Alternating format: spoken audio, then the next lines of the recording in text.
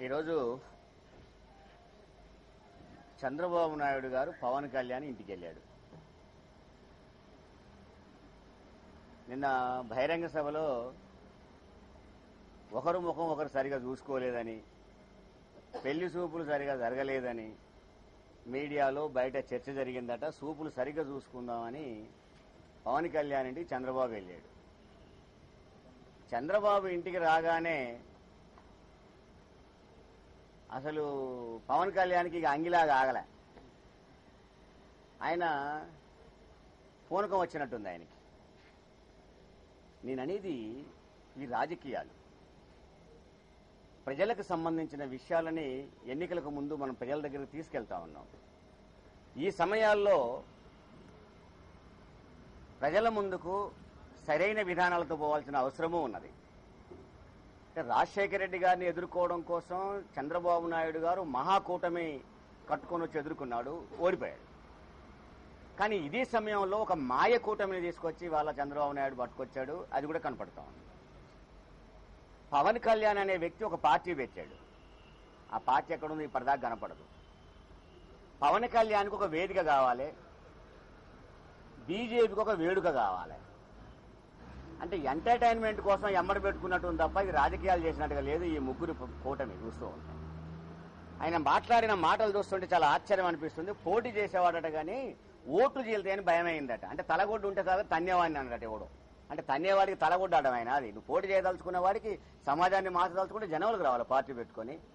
అలా వదిలేసేసి నేను పోటీ చేయను కానీ ఎవరన్నా ఏదిగా ఉంటే కూర్చొని ఎవరన్నా తిట్టమంటే తిడతా. ఇదేమన్నా సినిమా 3 నెలల్లో ప్యాకేజీ పెట్టుకొని పోయి మాట్లాడుకొని రాసిచ్చిన డైలాగులు కొట్టి ఇంటికి పోవడానికి జనంలోకి వెళ్తాను.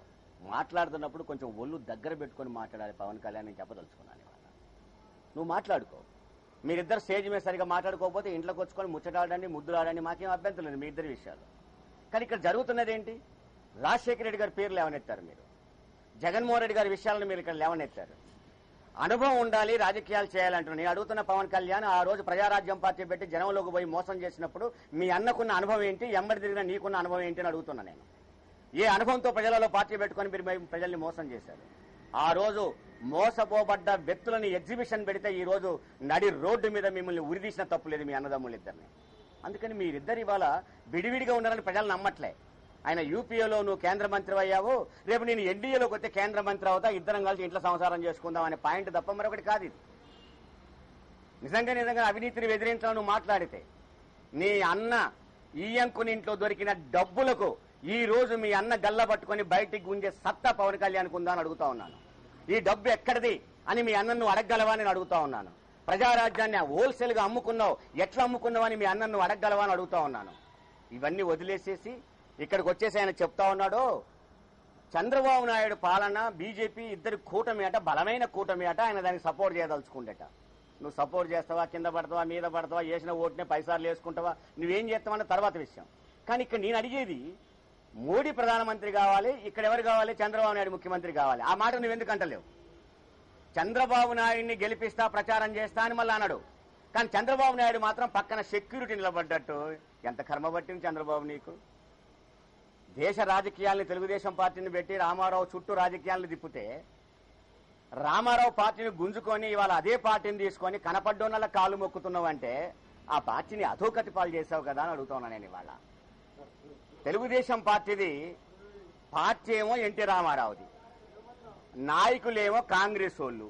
నిన్న మీటింగ్ లో పార్టీ ఏమో ఎన్టీ రామారావుది, నాయకులేమో కాంగ్రెస్ వాళ్ళు, క్యాడర్ ఏమో బీజేపీ వాళ్ళు.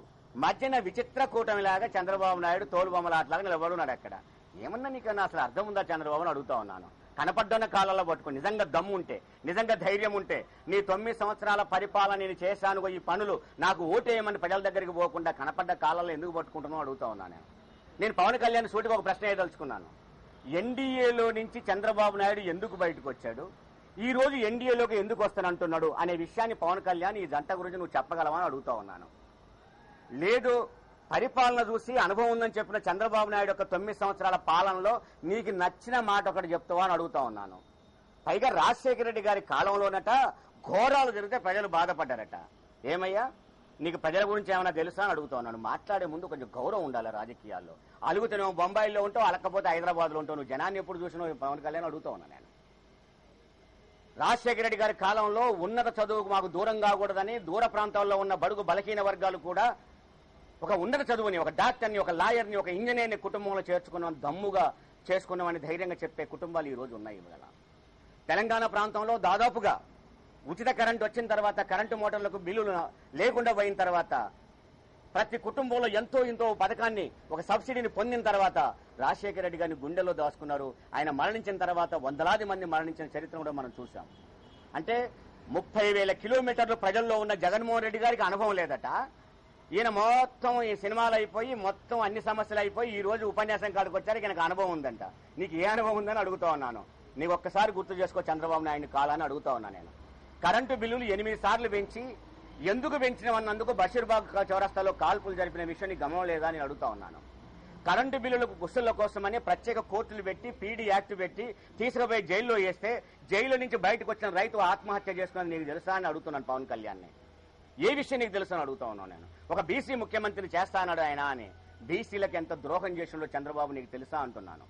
100 మంది బీసీలను అసెంబ్లీకి పంపిద్దాం వస్తావా అని ఛాలెంజ్ చేసినాడు చంద్రబాబు నాయుడు. వస్తా అనకపోతే నువ్వు ఎందుకు అనలే చంద్రబాబు నాయుడు అడుగుతున్నావా అని అడుగుతా ఉన్నా నేను. చంద్రబాబుని అడుగు. పైగా జగన్మోహన్ రెడ్డి గారు మేనిఫెస్టోలో నేను 5 సంతకాలు పెడతాను, ఆ సంతకాలని మనం ప్రజల్లోకి తీసుకుపోతానని జగన్మోహన్ రెడ్డి గారు చెప్తే ఈ సంతకాలకు సంపద ఎక్కడ వస్తుంది, దోచుకొచ్చి పెడతావా అని ఒక కామెంట్ చేస్తున్నాడు. దోచుకోవడం విషయాలన్నీ నీకు నీ అన్నకు కొత్త ఏం కాదు పవన్ కళ్యాణ్. కానీ దోచుకున్న వ్యక్తి నీ పక్కనే ఉన్నాడు చంద్రబాబు నాయుడు. ఒక్కసారి చంద్రబాబు నాయుడు మేనిఫెస్టో నువ్వు చదివావా అని అడుగుతా ఉన్నాను. ఇలా వ్యవసాయ రుణాలు మొత్తం మాఫీ చేస్తాను అన్నాడు. 1,27,000 కోట్ల రూపాయల రుణమాఫీని. ఎక్కడి నుంచి రుణమాఫీ నువ్వు మాఫీ చేస్తావు చంద్రబాబు? ఈ డబ్బు సంపద ఎక్కడిది? నువ్వెక్కడ దోచుకున్నావు? దోచుకొని బొంబాయిలో కొన్న ఎకరాలు అయ్యానా? లేదు నెల్లూరులో 360 ఎకరాలు కరెంటు బిల్లు వచ్చేది ఇది పెట్టే కొన్నావా?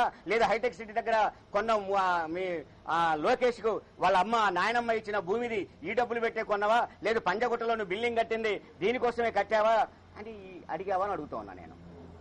చంద్రబాబు నాయుడు 8,000 కోట్ల రూపాయలని ఉచితంగా ఇస్తానని చెప్పేసి మాట్లాడుతూ ఉంటే ఈ డబ్బు ఎక్కడి నుంచి తెస్తామని చంద్రబాబు నాయుడు అడగడట, కానీ జగన్మోహన్ గారిని అడుగుతారట. నేనే చెప్పదలుచుకున్నాను. వైఎస్ఆర్ కాంగ్రెస్ పార్టీ మేనిఫెస్టోలో పెట్టిన ప్రతి ఒక్కటి అధ్యయనం చేసి పద్ధతి ప్రకారంగా చేయగలిగిన విషయాల్ని మేము స్పష్టంగా చెప్పదలుచుకున్నాము. మేము చేసి చూపెడతాము. ఆ రోజు రాజశేఖర రెడ్డి గారు ఉచిత కరెంట్ ఇస్తున్నప్పుడు బట్టలు ఆరేసుకోవాల తీగల మీద అన్న చంద్రబాబు నాయుడు ఇలా నోరు మూసుకొని ప్రజలకు క్షమాపణ చెప్పాల్సిన అవసరం ఉండే. కానీ అదే పథకాన్ని నేను కూడా చేస్తానని ఇలా చెప్తా ఉన్నాడు. మరి దీన్ని ఏమంటావు పవన్ కళ్యాణ్? ఇది నీకు జ్ఞాపకం ఉందని అడుగుతా ఉన్నాను. అందుకని మేము ఏ అధ్యయనం చేసినా పద్ధతి ప్రకారంగా మేము చేయగలిగిన విషయాలే మేనిఫెస్టోలో పెట్టాము.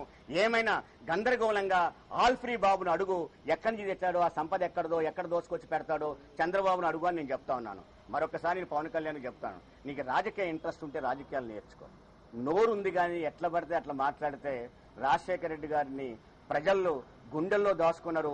ఆ ప్రజలే నీకు తగిన బుద్ధి చెప్పే రోజులు వస్తాయి. ఇవాళ నువ్వు అంటున్నావు కాంగ్రెస్ వాళ్ళని పంచలిప్పి కొడతా అన్నావు ఆ రోజు. ఇలా తెలుగుదేశంలో ఉన్నదంతా కాంగ్రెస్ వాళ్ళే. మరి వాళ్ళ పంచలను ఆపుతావా, అవి కూడా ఇప్పి కొడతావా, లేదా కలిపి చంద్రబాబు కూడా కొడతావా? అందుకని డైలాగులు కొట్టే ముందు మొదలు ఒక రాజకీయాలు నేర్చుకొని మాట్లాడమని పవన్ కళ్యాణ్ హెచ్చరిక చేస్తూ, దొరికింది కదా అని నువ్వు మైకుని విచ్చలవిడిగా వాడుకుంటే నీ పుట్టు బూరవత్రాలు మొత్తం బయట పెడితే ఈ రాష్ట్రంలో ఉండటానికి కూడా నువ్వు వెనకాలాల్సిన రోజులు వస్తాయి. పవన్ కళ్యాణ్ కూడా చెప్పదలుచుకున్నాను.